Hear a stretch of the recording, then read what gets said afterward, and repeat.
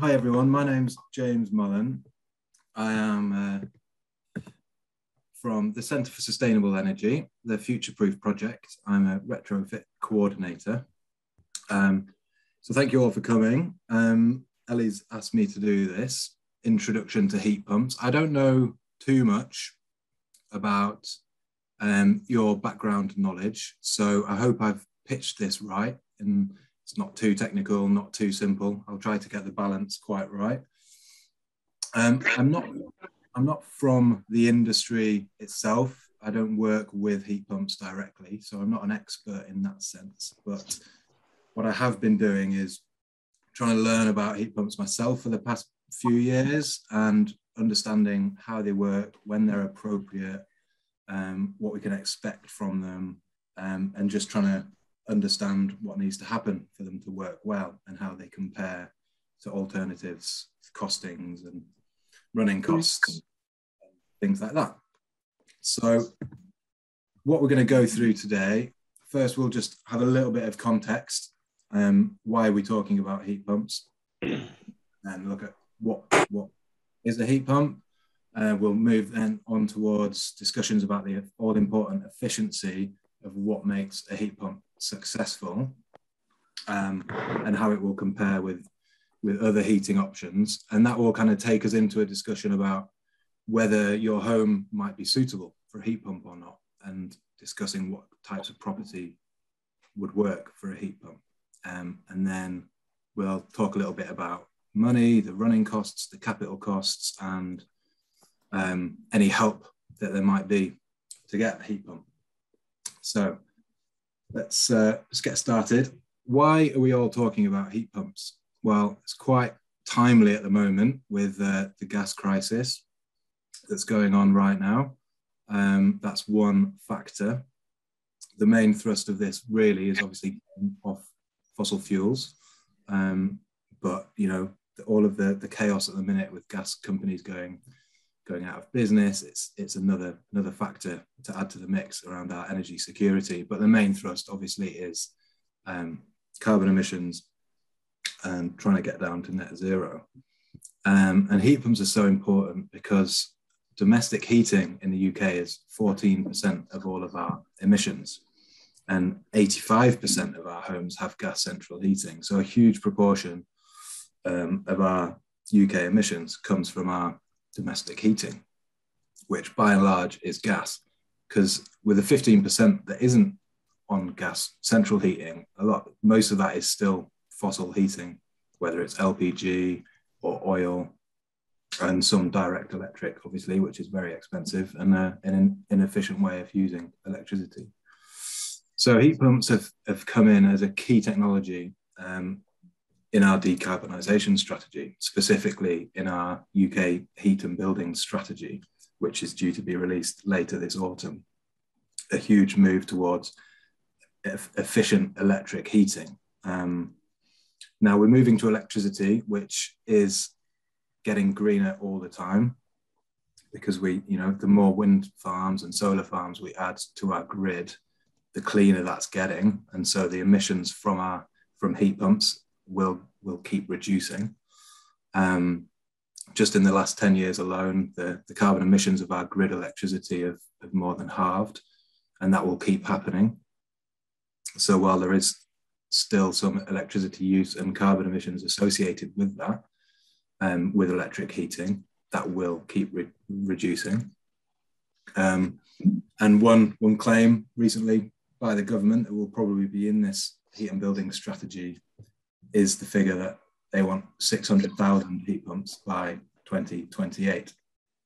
And even that is still not a huge proportion by any stretch of our houses, and it's a long way up at the moment. We're going to have to significantly ramp up the installation to get anywhere near that. But we need ambition, so that's a start. So what is a heat pump exactly? I'm sorry if this is a bit basic for some of you. I've really got no idea where you're coming from with your understanding on this. But a heat pump is a heating technology which transfers and upgrades low-grade renewable heat using the refrigerant cycle and some electricity. So that low-grade renewable heat is from the air or the ground or water, depending on the source of the heat pump. And that might sound a bit complicated, but the easiest way to understand it really is to think about the heat pump that we all have already in our house, which is in our fridge. So it's not a new technology as such. It's been around for a long time.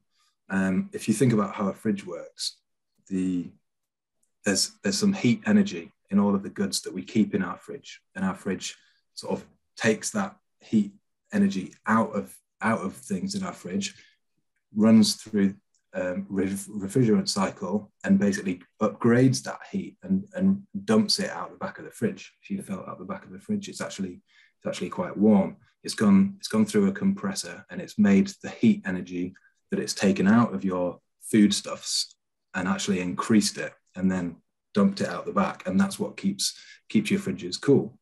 So essentially, a heat pump is the same thing, but instead of the energy coming from the food in our fridge, it's coming from the air outside or the ground.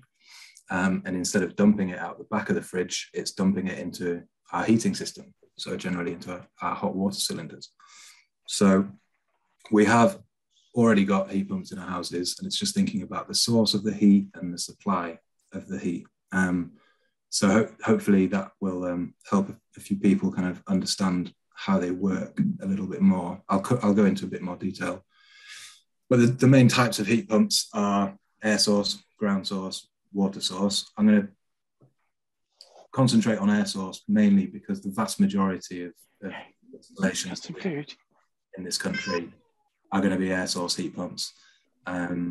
For most houses, that's what's going to be used. Ground source heat pumps, they do work better, but they're significant to install. And they need quite a lot of land outside to put the collectors in. I'll show you a picture shortly, but particularly in cities with dense housing, ground source heat pumps, they're not really suitable. They're going to be used where you've got larger buildings, maybe non-domestic buildings or multi-dwelling developments, flats and things. Some rural houses definitely will be using ground source heat pumps, but the vast majority of installations are going to be air source heat pumps. Now, in terms of how that heat is delivered, you can get air. Can I just check that everyone's got their mics off? They're on mute, please. Just a bit of background chatter. Thank you. So the heat can be delivered through air, like an air-to-air heat pump or air-to-water. Again, the vast majority are going to be through sort of water delivery through heating pipes in the same way that our heating systems work now. Example of an air-to-air heat pump system would be just an air conditioning unit that you see that can provide heat as well. That is effectively an air-to-air heat pump that can deliver heat as well as the cold for air conditioning.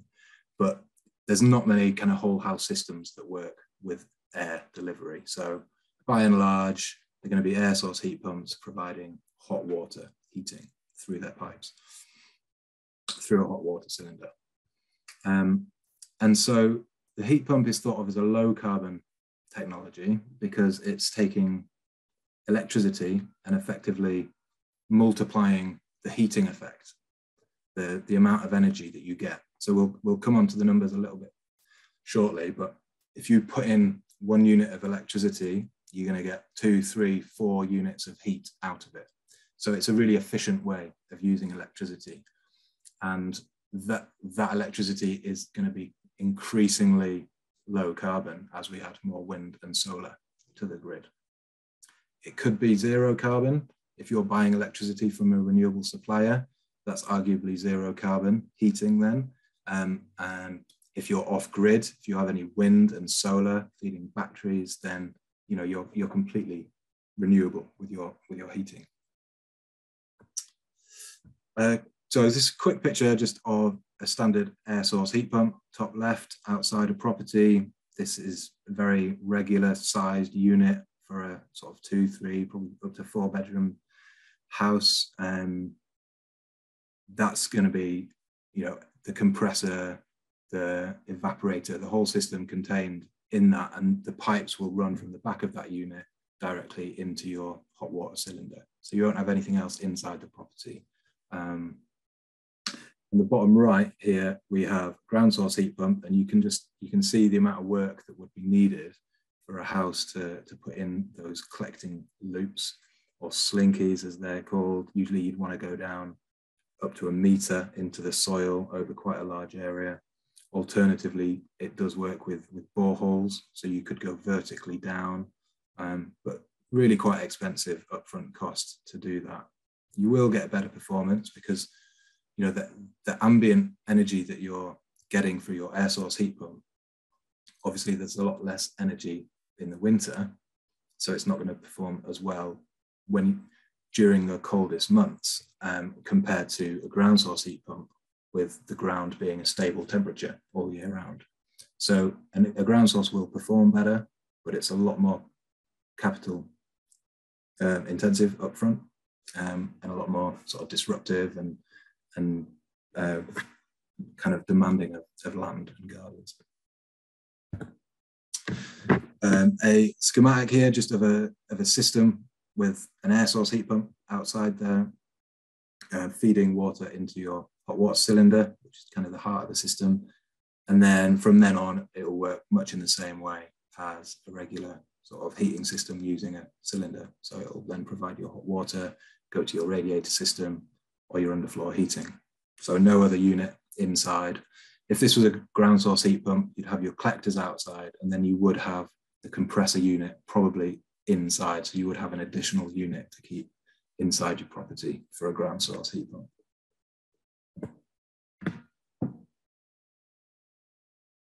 So this is the most sort of technical slide.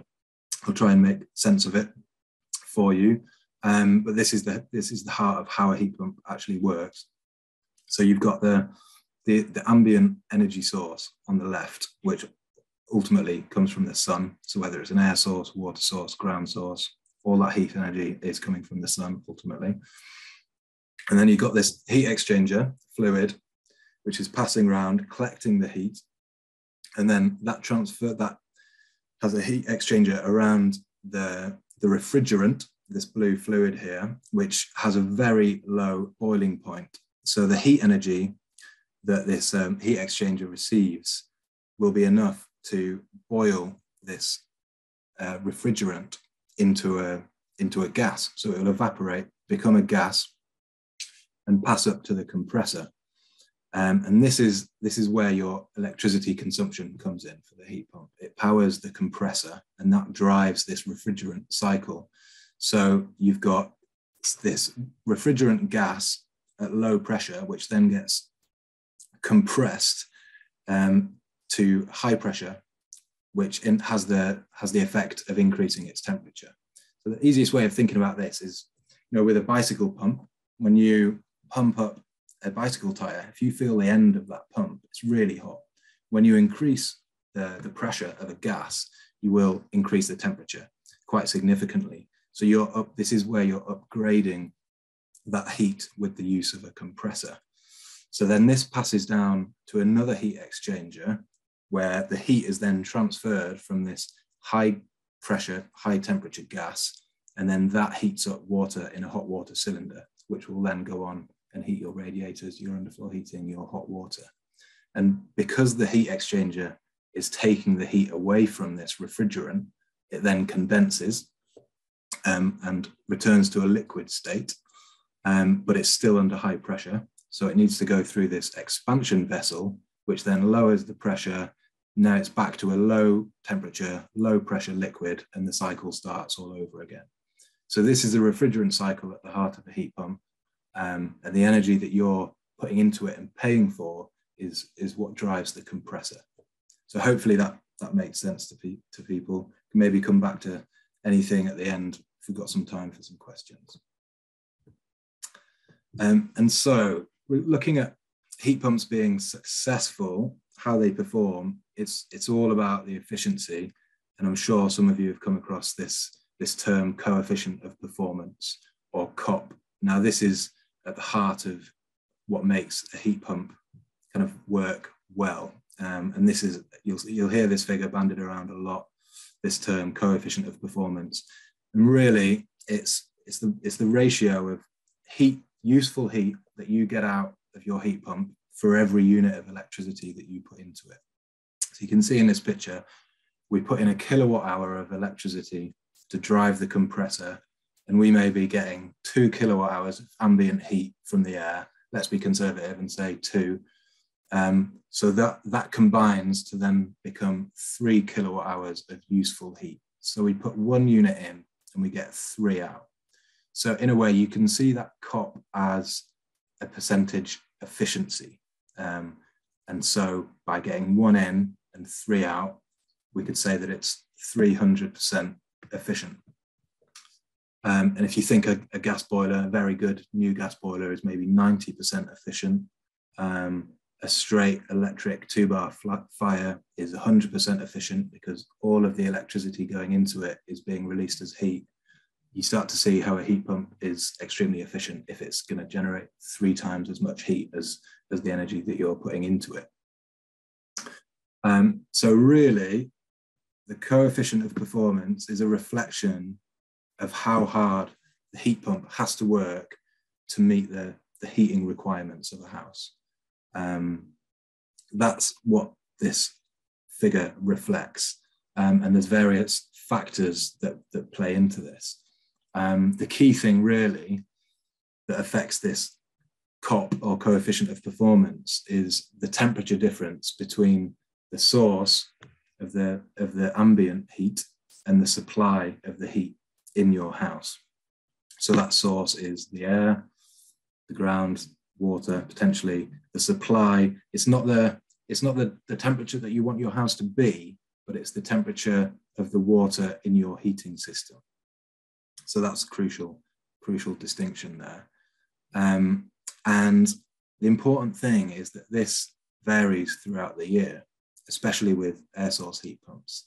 If you think in February, it might be freezing outside, but say your pipes are 40 degrees in your heating system, that's a 40-degree difference. In April, it might be 10, 15 degrees. You still need a little bit of heating, some hot water. That temperature difference is so much less that it's going to really improve your efficiency. So it really varies throughout the year. So if you just hear a manufacturer, somebody selling a heat pump saying, oh, we have a coefficient of performance of 4, 5, that's great, but that might be best case scenario. It's not going to be that good all year round. And so it can be quite a misleading figure if you just have a single figure for a theoretical coefficient of performance. It's like a maximum best performance sort of figure. The really important thing you need to know is the seasonal coefficient of performance, which is the annual average, also called a seasonal performance factor, or SPF. So that will take the average all the way through the year, but it's going to be less in winter, it'll get better through the spring, and then you average it out through the year. And that's more likely, with an air source heat pump, that's more likely to be between 2 and 3. It could be higher than 3 with a really good installation, and there's various factors that I'll come on to shortly that talk about how to get that figure better. But quite a few studies have shown that in reality, with a lot of the standard of our housing, it's more likely to be between 2 and 3. But remember, even at 2, that's still 200% efficient. So it's still twice as efficient as if you were just heating directly with electric. And a quick comparison with a ground source, because the ground stays the same temperature through the year, you're more likely to see a steady coefficient of performance as opposed to air source, where obviously in the coldest days it could be freezing. So there's a lot less energy to work with, but there is still some. A heat pump, an air source heat pump will still work when it's freezing, because it's, there's still energy in the air. It's not absolute zero. So there is still some useful heat energy in the air, even if it's 0 degrees Celsius. And so moving on to the lower flow temperature, which we have, because we haven't got control of the source temperature. That's the weather. We haven't got control of that. One thing we have got control over is the flow temperature of the heating system. And if we can, you can see on this graph here that as the temperature difference from the source and the supply reduces, the coefficient of performance will increase. So if we can reduce the flow temperature of the water in our heating pipes, that means that the heat pump has less work to do and therefore will run more efficiently, which will give us a higher COP and therefore lower bills, lower emissions. So what we really want to do to make our heat pumps work most efficiently is to try and bring down the temperature that our heating system runs at. And there's a few different factors that play into that. So if you think with a condensing gas boiler, the water in your radiators is probably 60, 65 degrees. Now with a heat pump, ideally to get a good performance, we want that to be more like 40, 45. So we've got a few different levers we can use to try and achieve that. Now, the main focus on preparing a house for a heat pump or assessing a house's suitability is trying to bring down the heat demand in the first place. So in retrofit, we talk about fabric first, and this is looking at really trying to improve the energy efficiency of the building fabric before you look at heating. So insulation, windows, doors, air tightness, try and reduce what you're asking your heating system to do in the first place. Make it quicker to heat up and make it hold the heat that you do create for longer. Because the higher that heat demand, the more work your heating system has to do. And that will make a heat pump less viable and less efficient and increase the costs. So that's our main lever that we're working with. We're really trying to bring down the heat demand of the property. So look at everything you can do in terms of insulation and air tightness before you consider a heat pump. Now, the second lever that we've got is increasing the emitter size. So if you imagine we've got our regular gas heating system, radiators running at 60 degrees. If we want 40-degree water to run through that, but still provide the same amount of heat, we need to make that radiator a lot bigger, increase the surface area, and you can achieve the same temperature with lower temperature water. So bigger radiators are often needed when people are looking to change to heat pumps in existing properties. And that's quite a big obstacle for a lot of people. It starts to become more disruptive. Now, a lot of the time, it's not as drastic as it sounds. People think of having these huge things that cover a whole wall. But a lot of the time, you can still use the same pipes, the same pipe positions.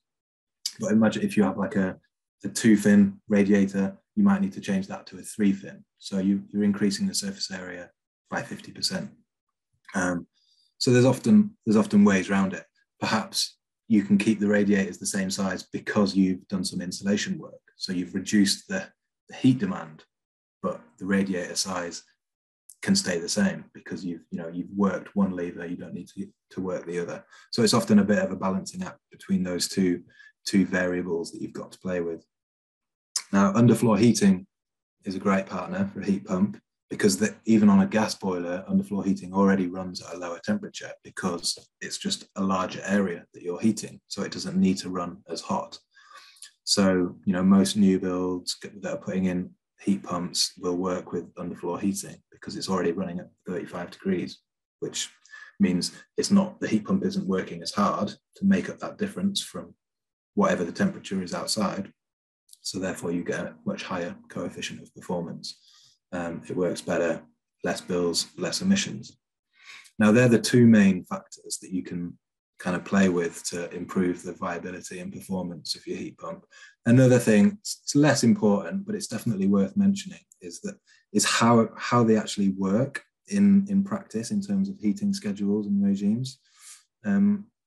Most of us are quite used to having, especially if we're out at work all day, we blast the heating for an hour or so in the morning, quickly heats up the house because the radiators are nice and hot. Then the house is cold all day, and then we blast it again when we come back. And you're asking the boiler to do a lot there because it's going from quite cold to quite hot quite quickly. Now, a boiler can do that if the temperature's 60, 65 degrees in the radiators. Less so with a heat pump. You've only got 45-degree water circulating around, so it'll take a lot longer. And it will be working harder, which brings down the efficiency. So heat pumps work much better if you have a more kind of constant heating regime.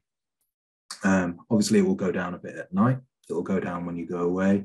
But ideally, your house will be very efficient. It will hold the heat well. And the heat pump will work best if you pretty much heat your house at the start of the heating season, and then just a steady kind of trickle of heat topping it up. As soon as it gets cold and you have to bring it up to temperature again from 5 back up to 20, that's when your efficiency really drops off with a heat pump. So in a way, there's an issue about your occupancy patterns. If everyone in the house leaves at 7 o'clock and doesn't come back until 6 o'clock, then maybe there's an argument that the heat pump is less suited to that household. If people are in all day and you need a nice steady temperature, then it's more suited. But the first two factors are far more important. So moving on to the suitability of particular properties, just to reiterate the importance, thermal efficiency, how well insulated is your house? This is the priority to look at before moving to heat pumps. And then the others are much less important to a degree. Motivation, if you're motivated solely by carbon and you're happy to potentially pay a little bit more for your fuel, then that will lower the threshold for whether the heat pump is viable for you, because it'll almost certainly reduce your carbon footprint, and that'll only increase as the grid becomes cleaner. But if you are motivated by cost, particularly if you are on the gas grid, then it's quite borderline at the moment. There's a lot of properties that will probably see their fuel bills increase if they move to an air source heat pump. That is the reality for a lot of properties at the moment. They're just not well insulated enough. Gas is cheap. It's obviously going up. This is a huge factor at the moment. But gas is a lot cheaper than electricity at the moment. Hopefully that will change. It's changing because of the market, but I think we also need it to change from government policy more as well.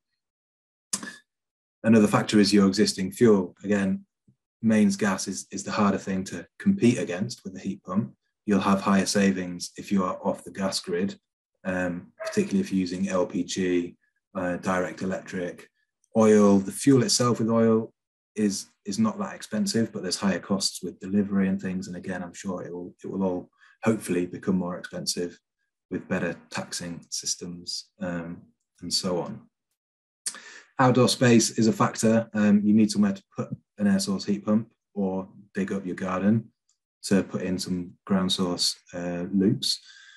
So it is a consideration. A lot of people have concerns about the noise of heat pumps. They are getting better all the time. They're really not that bad. And if you think when you actually need it to be working the most, you're not going to be sat outside at that point. There are regulations about how close you can situate it in relation to neighbours and things like that. But it's really not a considerable noise, and they are getting better all the time at keeping that noise down, but it is worth considering. Another big thing which catches a lot of people out is the hot water cylinder. So many of us have combi boilers now, and we just don't necessarily have a suitable location for a hot water cylinder, which is needed for any sort of heat pump. So that could be a deal breaker for certain properties, certain houses. And again, just a repeat about the occupancy patterns, as I mentioned. If you're out of the house all the time and you just have short periods where you need it heated, it might not work quite so well for a heat pump. So it's hard to say exactly without looking closer at if a property is going to be suitable or not. Every installation has a really detailed survey before a heat pump is specified. This is a kind of a room by room heat loss survey. So you'd measure up every room, look at the construction type, look at the insulation, look at the ventilation, and figure out how much heat is needed in every room of your house to therefore size your radiator or underfloor heating accordingly. And that's done all over your house, sort of added all together to then make sure that the heat pump is sized appropriately to deliver the heat that's needed. So it's quite an involved process. And there's, again, the variables that I've mentioned in terms of flow temperatures, it's quite a complicated process. And every job needs that to make sure that the correct system is installed. It's a lot different from just over-speccing a gas boiler, you know, and just be like, oh, it'll be fine, it'll cope with it. Because as soon as your kind of sizing is off, your efficiency will drop and the heat pump won't work. It might not deliver enough heat for a start, which is the worst thing, but it also just might not perform as promised, and you could end up with higher bills than you thought you would. But a few very kind of broad brush sort of assumptions. If your house is uninsulated and drafty, especially if it's detached, then it's not going to be suitable. People will say that a heat pump can work in any house, and that may be true, but it's going to work so poorly that your bills are just going to be, you know, very, very high. A compromise would be, you know, if you've got a mid-terrace with some insulation, even a solid wall sort of Victorian mid-terrace with loft insulation, we've had installers say that that's fine. You should get good performance out of a heat pump because you've got such a large area of party wall, which is effectively not a heat loss wall, that, you know, the overall heat loss is adequate for a heat pump to work. But obviously, as soon as you move towards fully insulated dwellings, modern windows, good air tightness, then it makes that heat pump more and more viable. So by improving that, you're increasing the viability and performance. Again, just hammer home this fabric first idea. Focus on insulation, air tightness. Try and reduce the demand on your heating system before choosing your heating system. And you know, the insulation of your property becomes your property. It lasts a lot longer than the lifetime of the heat pump. So you want to prioritize that first. Quick little side note here, just about ventilation. Whenever we add insulation, we tend to improve the air tightness of the property. This is great. We don't want drafts, but at the same time, if we don't introduce intended ventilation, we can end up with issues around damp and mold and air quality. So, you know, another maxim is no insulation without ventilation. We always need to make sure that we've got good airflow for the fabric of the building itself and for our own health. So just looking at the whole house retrofit approach here. Ultimately, design and installation of the heat pump is key. You really want a good installer, you know, do your research, good reputation, happy clients. It's fairly well regulated in terms of the MCS, the micro generation certification scheme that all installers need to pass to become an accredited heat pump installer. But it's a booming market. There's going to be lots of new entrants. So, you know, I'm sure there's going to be better installers out there than others. Something somebody said once was that there's not too many sort of bad heat pumps out there now. There's cheaper ones, but the technology is fundamentally the same. But somebody said that a cheaper heat pump installed well is far better than the top of the range, you know, most expensive heat pump installed badly. It's that the installation is so important, the sizing of it, the specification, and you know, sizing the radiators. everything like that is so important, more than just the technology itself in terms of getting the performance out of the heat pump. So will they reduce emissions and bills? A few numbers here. Along the top, we've got efficiency. So remember saying that the coefficient of performance there is equivalent to efficiency. So if we say we've got a COP of 3, that's 300% efficient. And then just going across, old gas boiler, maybe 70%, new gas boiler, 90, oil boiler, somewhere in the middle. Fuel consumption, next row down, let's say the heat demand is 20,000 kilowatt hours. That's the delivered heat we need to have a comfortable house.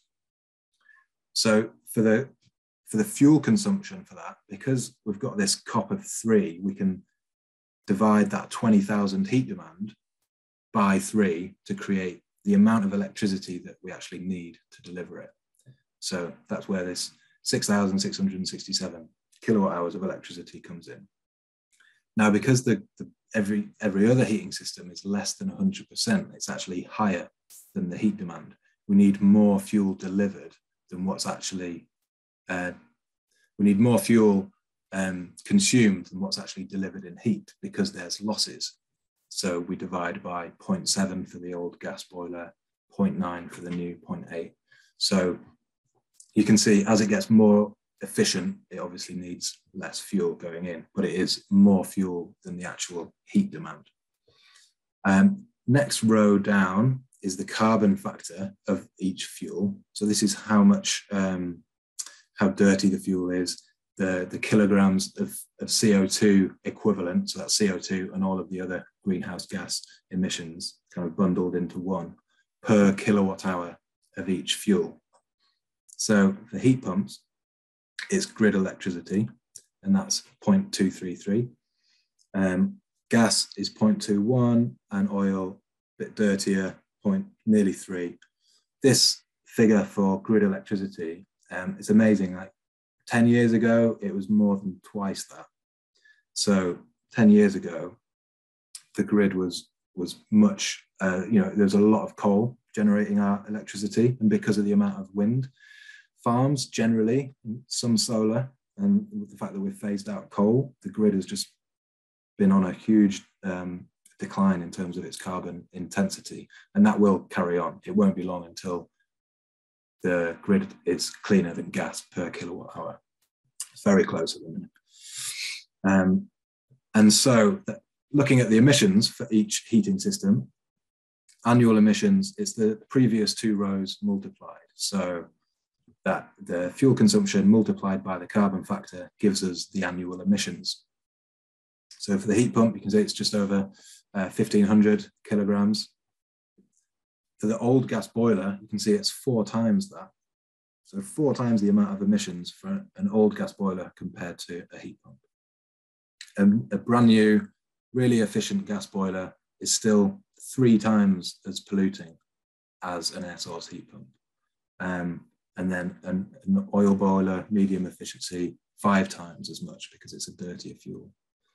I've put that the air source heat pump could be 0, just because you could buy your electricity from a renewable supplier, and arguably that would then create a 0 carbon heating system for you. If you're off grid, you might have wind, solar, and batteries, which would make your heating system completely 0 carbon. And this figure will rapidly come down over the coming years, as I said, as the grid becomes cleaner and cleaner. So the difference between the emissions of the heat pump and the other fuels will keep increasing.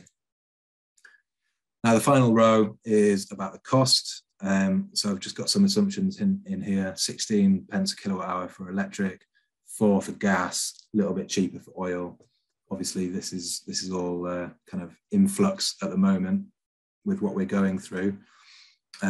These are probably out of date already, these figures, but it just gives you an indication of the likely costs.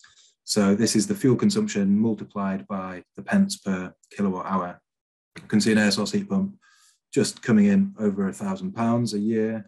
An old gas boiler, a little bit more expensive. New gas boiler, a little bit cheaper. Oil, a bit cheaper as well, but but there are strict because there's often delivery charges with oil that could probably tip that over, make it a bit more expensive. So you can see that a new gas boiler is slightly cheaper with these assumptions that we've made, but there's two main things here that can change quite a lot. The first is the fuel cost. Given what we're going through at the moment, it's unlikely that 4 pence is still the price of gas, and it's not going to get cheaper. It's only going to get more expensive. The market is going to dictate that, and hopefully government policy will force that to go up. And I'm sure the electric will get more expensive, but hopefully relatively fossil fuel will become more expensive through effective taxation.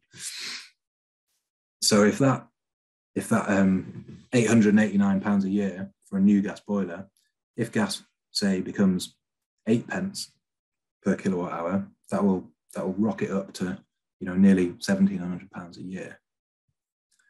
The other main factor that could vary is what I've circled in red, the coefficient of performance. So a lot of people would argue that for an air source heat pump, for seasonal coefficient of performance, averaged out over the whole year, even 3 may be too high. And in some houses that aren't super efficient, that may be the case. But even if we take that down to 2, so it's 200% efficient, which is a really low coefficient of performance. That's like a really poor performing air source heat pump, really. If that was the case, the fuel consumption would be 10,000 kilowatt hours. So we're basically we're multiplying each other figure by 50%. So the emissions would increase by 50% up to about 2,300. Now that's still half the emissions of a new gas boiler. So even a very poorly performing air source heat pump would still be half the emissions of a new gas boiler. The fuel costs, they would be £1,500, so a lot more expensive than gas under those assumptions. But again, a poorly performing air source heat pump at £1,500, gas is only getting more expensive. If the gas goes up to 8 pence, that will make it more expensive than a really poorly performing air source heat pump. So hopefully that just gives some idea about some of the figures involved with the running costs and the carbon emissions of the heat pump compared to some of the other systems. So how much do they cost? I've seen quite a few quotes that hover around £12,000 for an air source heat pump, and that will include the hot water cylinder and new radiators. There's quite wide variations, obviously, because of different brands, different sizes, depending on the property, whether you need a hot water cylinder or not, and what's changing with the radiators. Potentially some underfloor heating is involved with the works, and that's kind of a whole new element to the project, because you're bringing in sort of screening contractors. It just becomes a bigger job. So it's really hard to say how much they cost. If say these quotes that are £12,000, the actual heat pump itself is probably somewhere between 6 and 8 in that. So there's a lot of extra work that goes into it. Hopefully these costs will come down, as we saw with solar PV, as the demand and production rapidly increases. Hopefully these costs will come down. Ground source, just a quick comparison that saw a figure of £15,000 plus just for the groundworks. So I think that was for drilling borehole for a large single dwelling.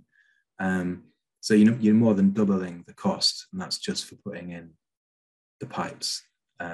It will be more efficient, but that just shows how it kind of puts it out of reach for a lot of domestic clients. Again, just more suited to larger developments, much larger houses, flats, schools, that sort of thing. So what's in it for us in terms of subsidies? Probably aware of the renewable heat incentive. That's been the main kind of financial support for heat pumps quite a long time now. It's been running. It's a quarterly payment paid retrospectively for householders over 7 years. And again, figures vary depending on the efficiency of your installation, your EPC, whether you have it metered or not. But I think ballpark figure would be, you could expect to receive about £1,000 a year for a good installation. So that pays you back about £7,000. So it's a considerable amount of that capital cost paid back, but you do have to wait 7 years to get it all.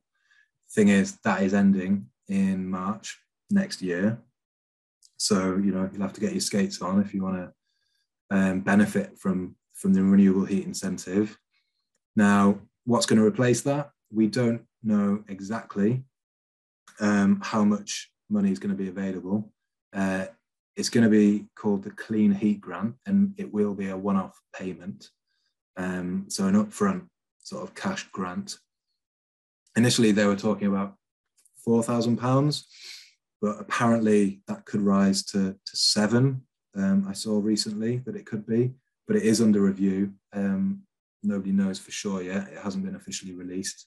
But, given the urgency of the crisis and how heat pumps are central to our kind of housing decarbonisation strategy, it's going to have to be a considerable grant to help people make this switch, because it's expensive.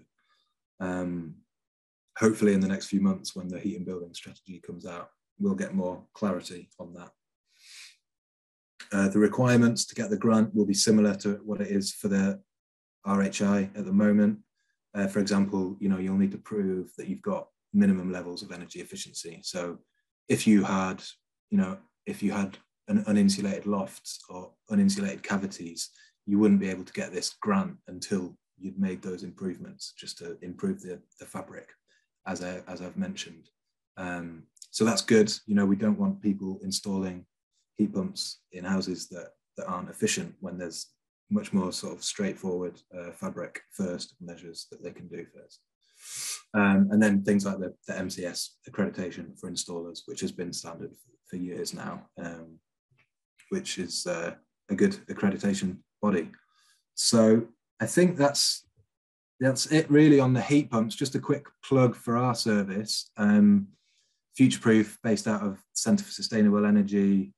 We're basically here to offer a range of services to help people with their retrofit plans. Our funding's changed a bit over the years. We haven't got funding for free advice, but we have various options available. We can offer kind of introductory energy advice for quite a small fee, which would be a kind of conversation over the phone, and then a kind of lightly tailored report based on what you've told us and some advice.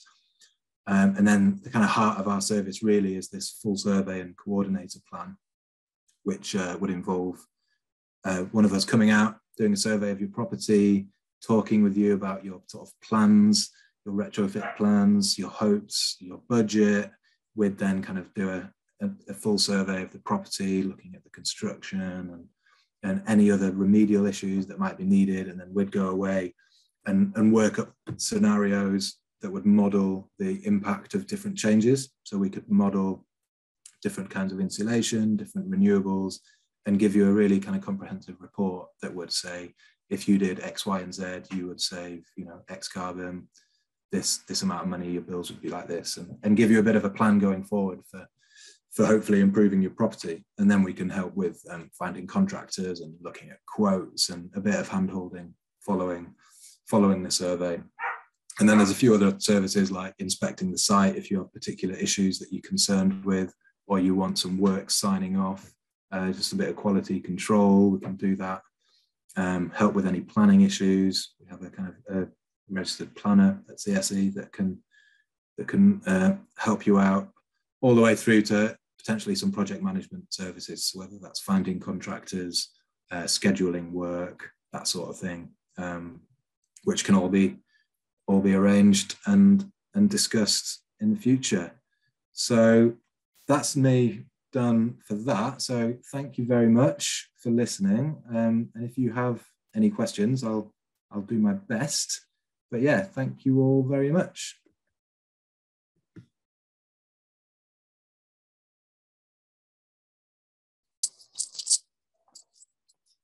Anyone? I certainly have some questions. I don't want to monopolise, and I just put you back on full screen if I can. Anyway, you can see me, can you? If I stop sharing my screen, maybe. How's that? If I talk now. Fantastic. Yeah, I have been on your list actually, and my concerns are that it's still not. There aren't still enough people doing this, and certainly I was just going to check how long it is. It's probably a year ago that I asked if I could do something and have a survey and stuff. And really, the companies that were told that, that they said, oh well, they'll get in touch. They never did. I've been quite busy, so I haven't chased it. So I'm concerned that this is the problem. The main problem is that we don't have enough contractors with the expertise to do it. So I'm hoping you do, because I'm at that difficult stage where I'd like to get it done. I've got things I could probably do to improve the insulation in the house. I've done quite a lot already, so I would need a survey to confirm that it's all okay. I've still got the side wall of the house that needs insulating, but that's a long story I won't go into, but that could easily be done if I have it filled. It's just the radiator thing. There's basically, I've got solar panels, so I want to know things like, can the hot tank be, that has to be installed, A, will it fit? And B, can I use the extra energy from the solar to heat that up as well as the air source heat pump? So that's one question. Yeah. I know not everyone's got solar panels, but for me, it's a factor. Yeah. Do you want to answer that now? Or? Sure, yeah. I mean, solar, both PV and solar thermal can work really well with a heat pump, because it will just feed into it. You get lots of cylinders that have got multiple inputs. So you'll have an input from your heat pump, you'll have an input from your solar.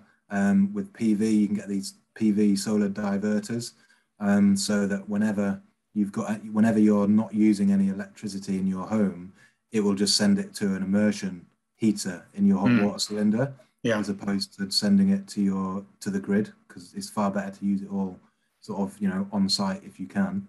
So, and also the PV can help with the electricity usage of the heat pump itself. Well, yes, because I mean, I'm one of your volunteer energy advisors, and of course, advising someone to put this in and tell them that their bills are going to go up is never received very well.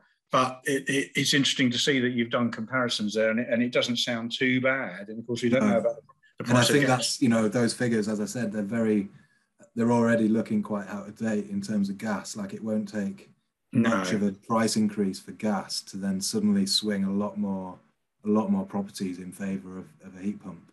Yeah, I am a bit concerned about having bigger rads, because I tend to just stay in my living room, and I don't heat the bedrooms very much, and I turn some of the rads off if they're not being used, or right down. And if I have the renewable heat incentive, I presume someone's told me I'll have to have the rads that the installer tells me I have to have, whether I want them that big or not, or whether I think, on the basis, I suppose, that I could sell my house tomorrow and a family of 4 could move in, and they'll want every room heated to 21 degrees or something, in which case the system's got to cope with that. So have I got any freedom within that? Well, I think really you'd want the system to be sized to take account of the maximum potential occupancy. You want to future-proof the house. It's not just for you, it's for the property. So you therefore need to think about the maximum possible occupancy in the house. And even if you're not using that room, it's still going to be more efficient having a larger radiator, which allows you to run lower flow temperatures. Yeah, I guess so. It's just annoying having large rads, because obviously I haven't got a massive house, but they do get in the way. But and the other thing I was going to ask, and then I'll let someone else ask the question, does it have to run 24 hours a day? No, not at all. No. But you've got a longer. longer lead in and a longer lag. No, when I was talking about the kind of steady heating, that doesn't mean the heat pump itself is running. It just means that the heating is on as such, as in it's delivering heat to the radiators from the hot water tank. But you could have the heat pump set on a timer so that it didn't run in the day if you were wanting to sit outside, or it would only run in the day because it might be slightly disruptive at night. But I don't think it would be. Not during winter when all of your windows are closed, which is when it'll be running most of the time anyway. But yeah, the heat pump itself will not be running all the time. It's only when the water tank basically needs more heat to keep enough water hot enough to deliver the heat that's needed in the property. Okay, and lastly, I just wanted to ask about, will trickle vents do the job of ventilation, or would that be sufficient in double glazed units? I've got double glazing, and so if I just leave the trickle vents open, is that enough? Well, trickle vents really are, a lot of people kind of misunderstand, but the trickle vents are there to actually allow air to come in to the property.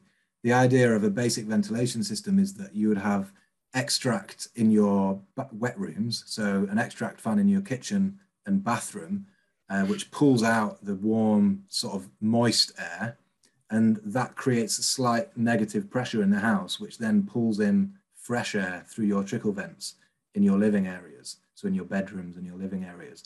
And that's the kind of basic premise of the ventilation system. So if you don't have that extract in your wet rooms, there's not going to be enough airflow potentially created for adequate ventilation. So to meet the new kind of retrofit standards, the kind of minimum basic ventilation system it requires an extract fan in your bathroom, in your kitchen, supported by trickle vents in the other non-wet rooms, and that's the sort of full system. Okay.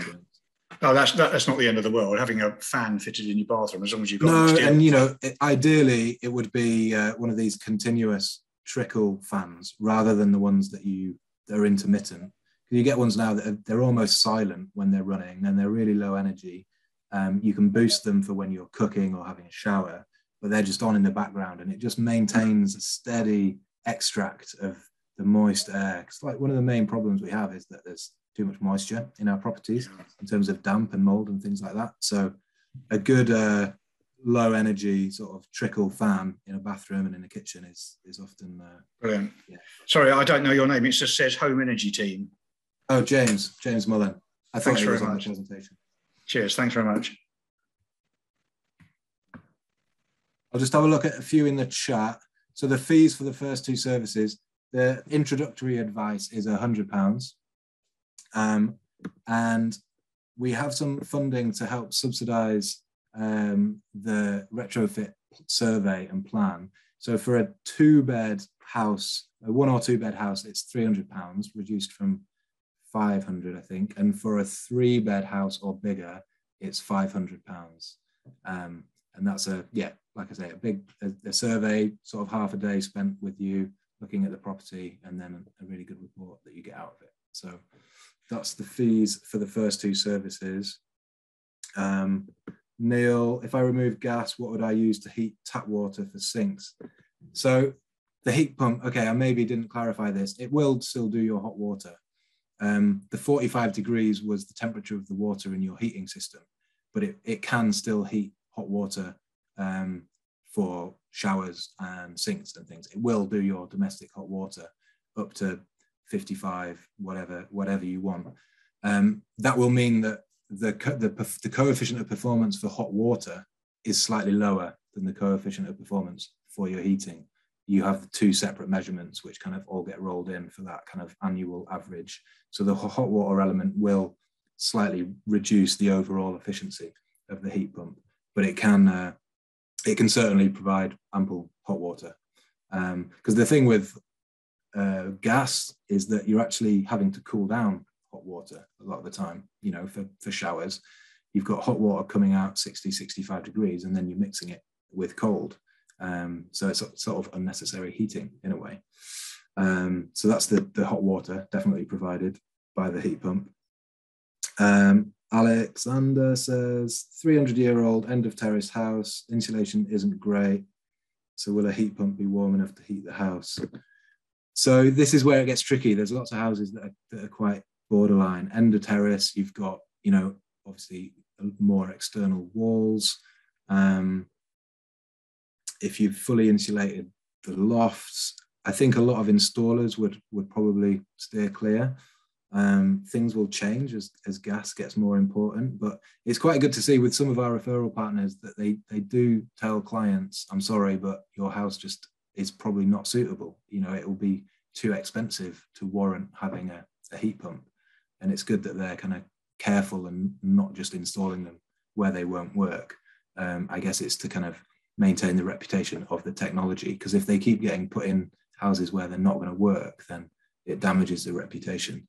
It is challenging in old properties. They are getting better all the time. They're finding ways of increasing the temperature output using different refrigerants and things. But the physics, you know, will stay the same in that the higher the temperature of the heating, the lower the performance of the heat pump. So if you're on gas in that house, I think it'll be quite a hard sell in terms of fuel costs. Yeah, we're on gas. Yeah. If you're on gas, then it's hard to, I wouldn't want to say put a heat pump in at the moment, because I think your bills would go up. I think a heat pump could definitely heat it, but it would be a big heat pump to meet that heat loss demand. And yeah, is it a really old boiler or not? It's tricky. Not particularly. No, it's a reasonably new combi. Well, we've got a Rayburn, so they're one of those things like an Arga. So it sort of does the hot water and the heating for the house. But we're in the process of redeveloping the garden and putting in a new sort of granny annex. And my girlfriend's keen to see whether it'd be worth putting in like a ground source heat pump. But I just think it's a very old, thick-walled, quite damp end of terraced house, and I just worry that it wouldn't be worth it and wouldn't work. But I don't want to be negative, because I want to be supportive. I don't want to sort of talk people out of it, because they can work, but you have got to be careful. And I think just the economics at the moment, it may well change. The technology might increase. If there's any way to improve the fabric, that will definitely help. But I think if your boiler was like at the end of its life and you needed to replace it, then it's a bit more of a hard call, because obviously you don't want to lock in another 10, 15 years of fossil fuel heating. But if there's no rush to replace your boiler, I'd kind of sit tight and then, wait for the boiler to pack up. Yeah, see what happens. Who knows? In 5 years' time, technology will change. The whole pricing system might have changed. So yeah, it might be more in your favor. Thanks very much. Okay, someone advertising about Eco Bubble in Warminster. So can you survey cavity walls to discover if they have insulation? We can't do that ourselves, but we've got partners who can do that. So I can certainly recommend Evolve Heating, Evolve Home Energy Systems, I think they're called. But yeah, if you just Google Evolve, they're based just across the bridge in Wales.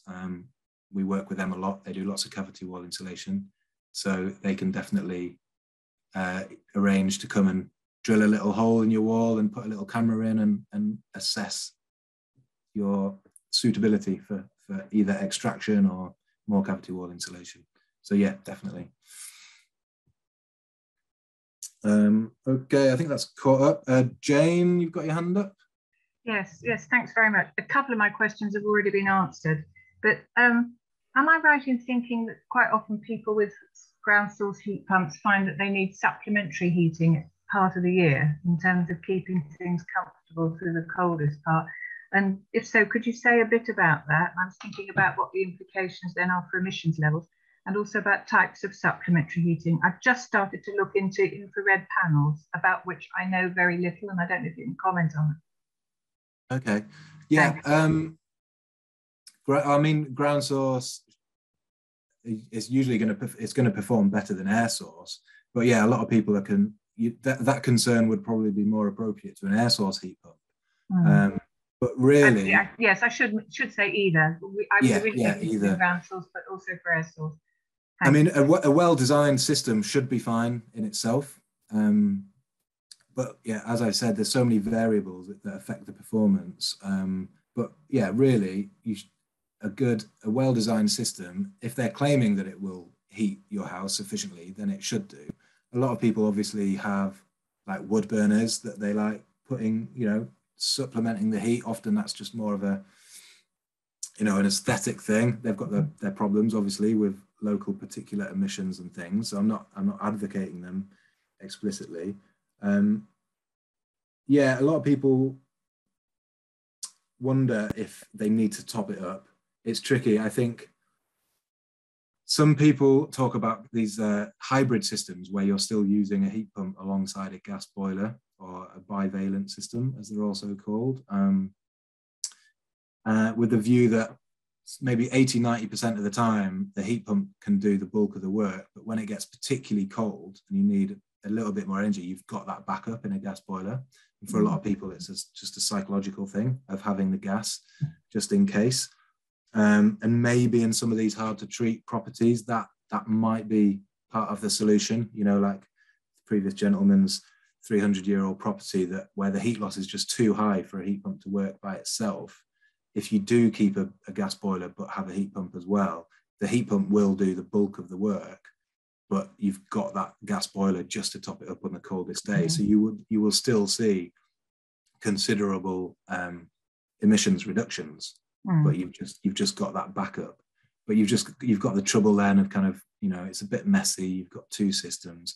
Ideally, you want a heat pump sized appropriately to be able to deliver everything. And if your house is suitable and it's well designed, then it should do everything, really. I think there's been lots of cases in the past. It's a relatively new industry. I think there's just a lot of cases of poor installations rather than poor technology. It's whether it's sort of sized properly, commissioned well, and installed well that affects the performance rather than the technology itself. So if you're interested and you feel like your property type might struggle, then like with most people that are thinking about it, I would just recommend getting some quotes, getting some heat pump companies, do the survey, see what they say. You can always come to people like ourselves that are impartial and say, I've got 3 quotes, they're all wildly different, what do you think? But by getting by getting 3 quotes, you'll often be able to read between the lines and then see where people are coming from. And I don't think anybody who's installing a heat pump would ever say, oh yeah, we can install a heat pump, but we think you'll need this supplementary heating. Like that wouldn't be done. Okay, thanks. And have you got any comments on infrared panels? I know that's slightly outside the scope of now. Okay, yeah. So it's interesting because they just work in such a different way than regular electric heating in terms of, they heat things rather than the air. So they're really good in like garages, warehouses, or spaces that are really difficult to heat because they're really inefficient or big and drafty. They'll heat people directly rather than having to heat the whole space. But it does mean that you have to be kind of almost directly facing that infrared unit to get the heat. So they can work really well in bathrooms. You can get mirrors that are actually infrared heaters. So yeah, they can definitely work, and in tricky places, they can be a good addition. I'm not sure about a sort of being a considerable part of your heating system. Okay. But that's fine. Thanks very much. I don't know too much. People waiting to ask questions, so I'll leave it at that. That's great. Okay. Thank you. Rosie? Hi, thanks. It's been really, really useful. Just a quick clarification on your fees, please. You said there was an introductory £100 fee. I just wondered what that includes. So that would include, you know, we'd have a phone conversation. You'd fill out a form first about some details about your property, and then we'd arrange a phone call, and we can talk for an hour if there's enough to talk about. Just go through your property. You can give us a full description of your property, what you hope to do, what you're interested in. We can talk through various options, and then we'd kind of edit a relatively generic report, but just take out things that weren't relevant to your property based on the conversation, and maybe just, you know, we could do a little bit of extra research, elaborate on a few things, but it wouldn't be tailored or specific to your property. It would be information that was relevant to you. Okay. But yeah, there's quite a lot of good information there. Yeah, so we'd know, for instance, if our property definitely wasn't suitable, or if it was. I mean, I'd never want to say definite, you know, unless he said there's literally no doors and windows. But okay. Yeah, I'd try and give you a reasonable idea. Okay. But yeah, certainly. Yeah. Okay, that's brilliant. Thank you. Okay. Martin. Hi, yeah. Sorry, I haven't got my camera on. I don't know how to turn it on. Yeah, I just want to say, I think it's a fantastic presentation. Actually, a lot of really good information in there, and it really is about the design of the system. Yeah, a lot of work needs to go into about radiator sizing and, you know, your heat loss calculations and fabric of the building, etc. It is a really important thing. The worrying thing is in future is the number of installers that are going to be required. You know, we're talking about 800,000 heat pumps installed a year, and, you know, there's only about sort of 400 MCS installers in the whole country. Yeah. So it is a really, really big problem, and yeah, we're us at Eco Bubble. That's why we're really concentrating on training new engineers. Yeah.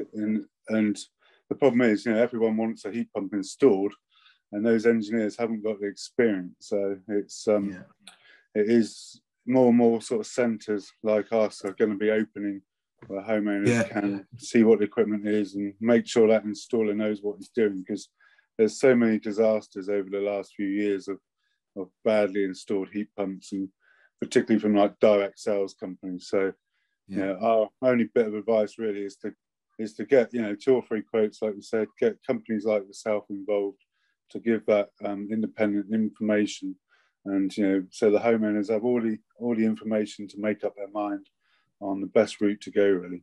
Not one heat pump fits all, really. Yeah. So yeah, no, well, I think it's really good information. Thank you, good advice. Yeah, brilliant. Yeah. Cheers, Martin. Thank you. Okay, Michael, back to you. Yeah, I just want to. So, are you this service you're offering? You get the £100 and you get an intro, really. But the second, when you actually start to do surveys, is it CSE trained personnel, or is it the installation companies that are providing? No, it's us. It's CSE. Okay, yeah, so it's completely impartial. No, it's fine. I mean, obviously there's a great shortage, as the gentleman just pointed out, of people who are able to do that, and the government obviously know that now. But training, I mean, your people Evolve are also training up now. I think they're trying to do it to basically evolve from doing cavity walls and stuff and go further. So they're absolutely. I was actually there at their training centre a few days ago for a little Fantastic. session, to talk about moving forward. And I was going to say to Martin, it's exactly what he described. You know, they've got heat pumps actually plumbed in for real, and a really good sort of training area. That's fantastic. Different insulation systems, so tradespeople can come and have training. And yeah, exactly but that. I'll forgive them then, because they're supposed to be coming around to see me to do a survey on my cavity wall, but they haven't turned up yet. So I mean, I'm going to have to chase them. But the thing is, I had my cavity wall filled. It turned out to be a disaster because no one did a proper survey in the first place, and there was rubble in it, and I had to go through the SEGA warranty system and have it all taken out. So now I'm in a bit of a quandary because SEGA won't give me a second warranty, and so the company are going to just have to do it, and I won't get that government warranty with it. And I'm hoping it's tightened up a hell of a lot. I must say, Evolve was saying that in the past, it sounds like what's happened with you. that the survey would involve one hole, and if it looked fine there, then they'd do the whole house. But now it's very strict in terms of, you know, lots of holes to check that there's no kind of, you know, the cement in between the cavity and the dampness and things like that. So I would just persist with Evolve. That would be my advice, because they know what they're doing, and they'll be able to help with that guarantee issue. And if they're willing to do the work, then if they're putting their name to the work, I'm sure they're going to have some equivalent kind of guarantee. Absolutely, I think otherwise it wouldn't be sensible for me to put an air source heat pump without having that wall. No, absolutely not. And I think someone told me about it would be 10 times. I think Evolve actually. So it'd be 10 times more expensive to insulate the outer skin of that wall than it would just to pump insulation into it. Yeah. That doesn't surprise me. So that's my hopefully outcome. Thank you very much. It's been a brilliant presentation. Thank you. Great, thank you. Okay, any last questions before we can go and have our dinner? Okay, well, thanks a lot for coming, everyone. This is recorded, so I think Ellie will be able to pass a recording on if anyone wants to revisit and pick up any details. So yeah, it will be recorded. It'll be there to use in the future. And yeah, again, just any queries about our services, any questions, just drop futureproof@csc.org.uk an email, and we'll do our best to get back to you.